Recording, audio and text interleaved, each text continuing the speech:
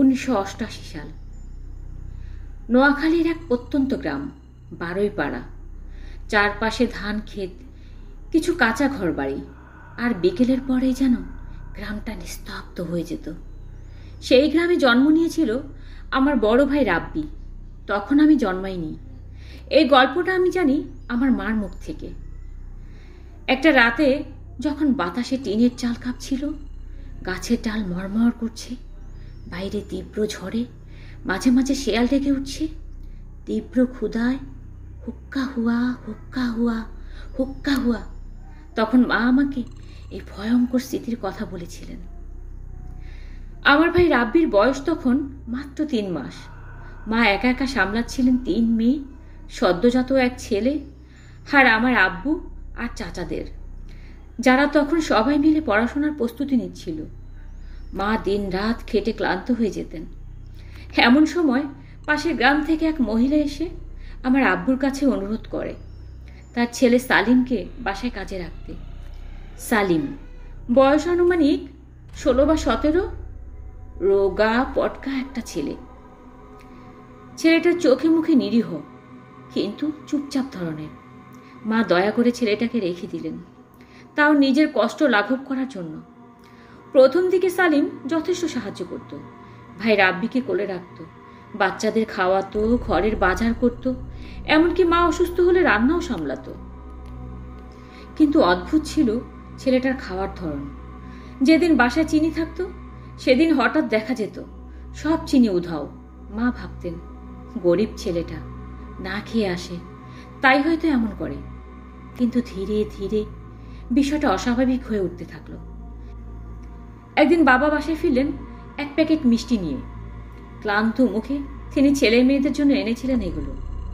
কিন্তু সেলিম সে প্যাকেট নিয়েই বলে উঠল, এই মিষ্টি শুধু আমার, কেউ একটা নিলেও আমি কামড়ে দিব। এই বলে সে একা এক করে গোগ্রাসে সব মিষ্টি গিলে ফেলে। বাবা প্রচণ্ড রাগী মানুষ ছিলেন, মুখে কিছু বলতে চাচ্ছিলেন, মা ইশারায় থামিয়ে দেন। গরিব ছেলে, হয়তো ক্ষুধার জ্বালায় এমন করে। বাবা থেমে গেলেও সেদিন মায়ের মনে কেমন যেন অস্বস্তি কাজ করছিল। এর কয়েকদিন পরের কথা। ঈদের কোরবানির মাংস আসলো বাসায়। মা সেই মাংসগুলো রান্নার জন্য প্রস্তুত করছিলেন। সালিম তখন বাড়ির বাইরে ছিল। সন্ধ্যার একটু পর সালিম বাসায় ফিরল, আর রান্নাঘরের পাশে দাঁড়িয়ে হা করে তাকিয়ে থাকলো মাংসের দিকে। তার মুখে যেন হঠাৎ লালচে রং, ঠোঁট কেঁপে উঠছে, আর অদ্ভুত একটা হাসি, যেটা দেখে মা কেমন জানি সিটিয়ে গেলেন। মা কিছুক্ষণ চুপ থেকে সম্মতি দিলেন, কিন্তু সালিম রান্নাঘরে ঢোকার পর মায়ের মনে অদ্ভুত এক শঙ্কা ঘিরে ধরল। মা নিঃশব্দে রান্নাঘরের দরজার ফাঁক দিয়ে উকি দিলেন, আর সেদিনের সেই দৃশ্য আজও তার দুঃস্বপ্ন হয়ে আছে। সালিম মাংসের টুকরোগুলো নিয়ে এক এক করে মুখে দিতে লাগলো, কিন্তু কামড়ে নয়, সে যেন গন্ধ শুকে চোখ বন্ধ করে চেটেপুটে খেতে লাগলো কাঁচা মাংস। মুখের কোণে রক্ত, চোখ বড় হয়ে গেছে, এমন ভাবে খাচ্ছে যেন দিনের পর দিন না খেয়েছিল। এরপর সে হঠাৎ থেমে রান্নার হাঁড়ির মধ্যে মাংস রেখে কিছু আওড়াতে শুরু করলো, একটা অজানা ভাষা, যেন বহু পুরনো সময়ের কোনো উচ্চারণ। মা চুপচাপ সরে এলেন, কিছু বললেন না। পরদিন থেকেই সালিমের ব্যবহার পুরো বদলে গেল।